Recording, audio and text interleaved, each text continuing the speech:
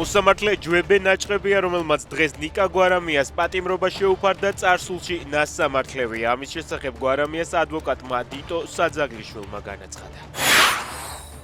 ოცნების საჩივრის საფუძველზე Facebook პოსტების გამო ეკა მიშველაძე, ალეკო ელისაშვილი და გიორგი ტუმასიანი 4,000 ლარით დააჯარიმეს. შესანიშნავია, შანსი მივეცით და არ გამოიყენეს, კიდევ ბევრი იქნება, განაცხადა ტრამპმა ისრაელის მიერ ირანზე განხორციელებულ თავდასხმაზე. ჟურნალისტის კითხვაზე მიიღო თუ არა ამერიკის შეერთებულმა შტატებმა იერიშში მონაწილეობა, ტრამპმა კომენტარი არ გააკეთა.